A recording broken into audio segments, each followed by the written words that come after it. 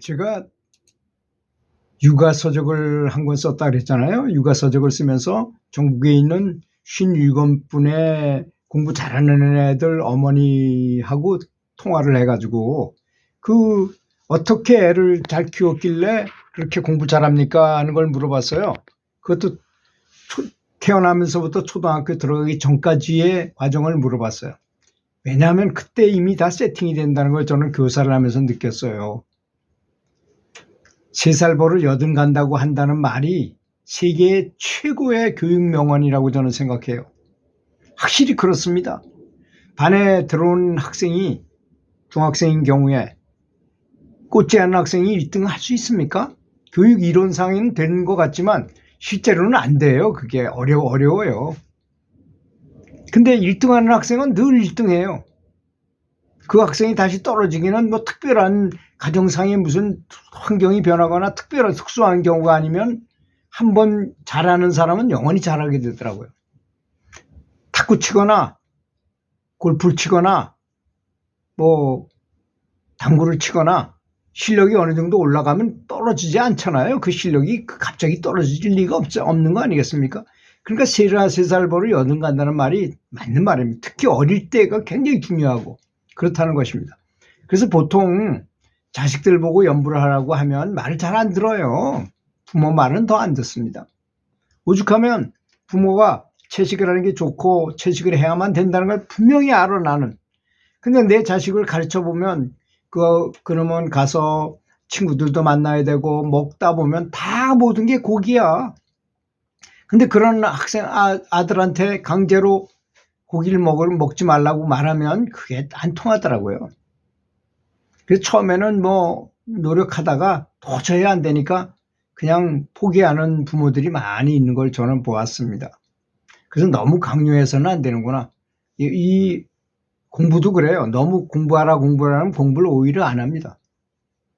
공부를 하면 뭐가 좋다는 거를 가르쳐주고 부모가 직접 모범을 보이는 게 더 바람직한 거 아니겠습니까?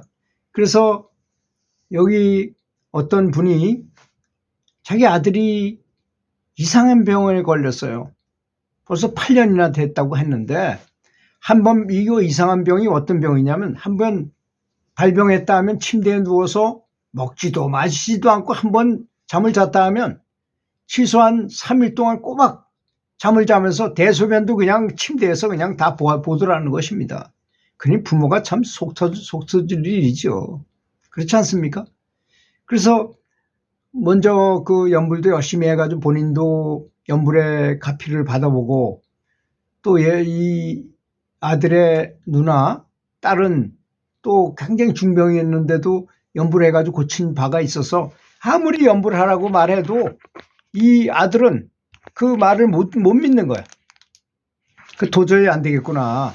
그래서 내 자식은 내가 스스로 못 가르치고 그 전에도 보면 자기 자식을 자기가 못 가르쳐서 친구한테 맡기거나 어떤 스승한테 돈을 들여서 다시 과외를 시키거나 그랬어요. 옛날서부터 그렇습니다. 그거는. 그래서 할 수 없이 그 연불을 아주 열심히 하고 말씀도 잘하고 누가 봐도 점잖아 보이고 말을 잘 듣는 송거사라는 분을 모셔올 수밖에 없었어요. 그 송거사라는 분은 아주 굉장히 누구도 연불 안 하는 사람한테 송거사의 말을 들으면 연불을 하게 되고 뭐 그렇게 잘한다 그래서 그분을 초청했어요.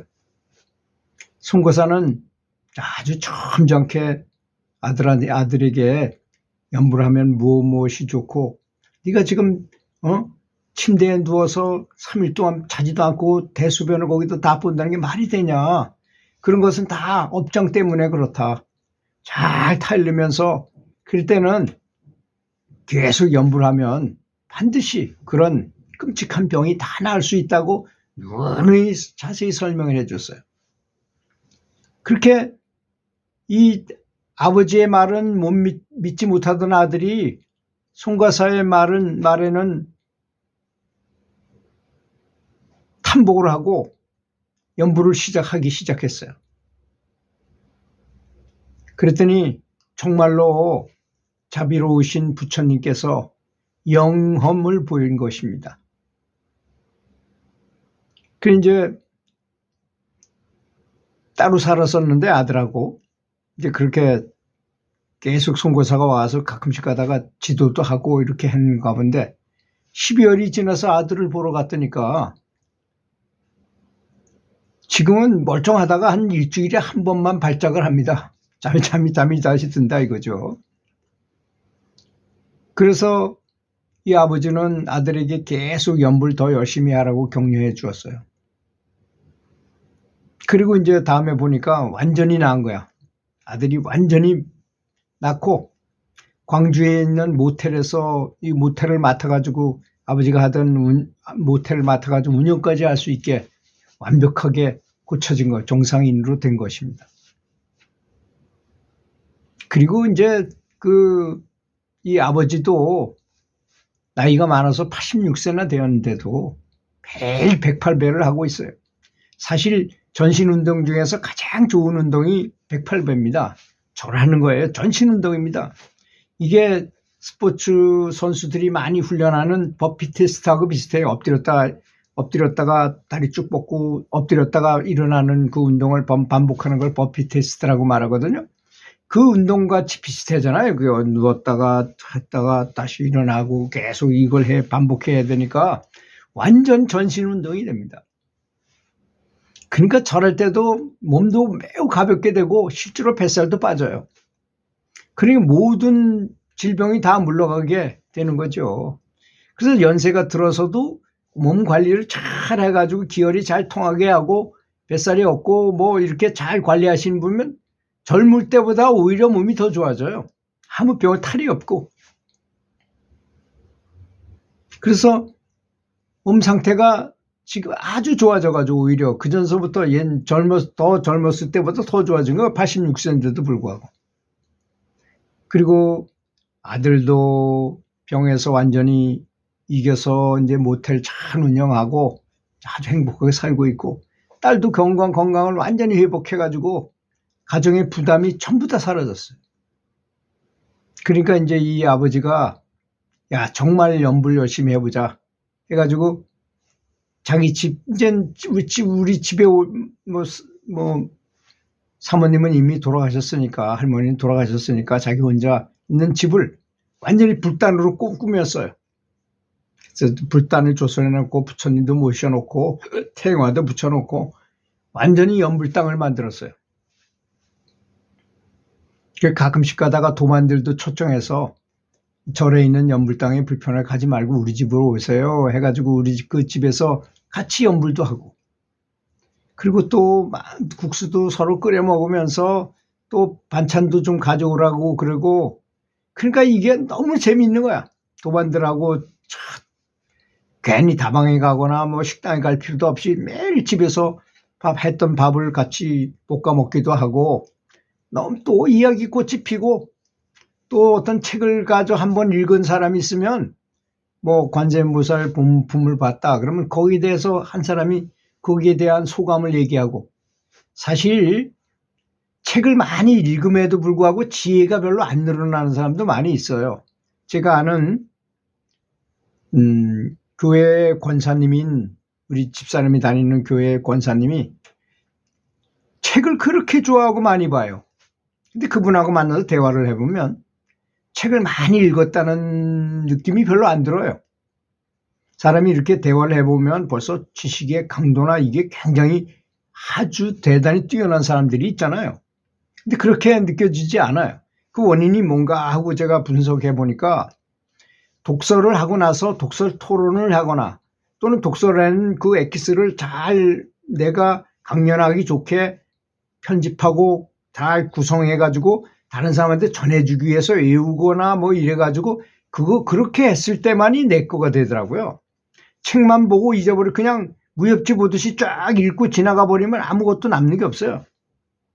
그러니까 진보가 있을 수가 없는 것이죠. 그분이 바로 그렇게 독서를 했더라고요.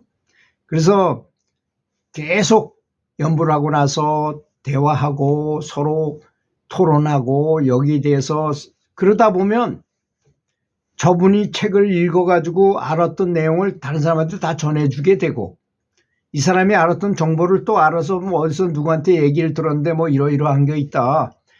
뭐 이런 얘기를 6.25 때 뭐 인민군이 집에 들어가 있었는데 나오는 걸 보고 국군들이 산 위에 있다가 총을 들이쏘는데 그 아줌마가 하나 지나가다가 자기한테 총알이 막 떨어지니까 그 인민군들인데 뭐 그 아줌마 혼자 있다 그래서 아줌마 피하고 쏠 수가 없잖아요.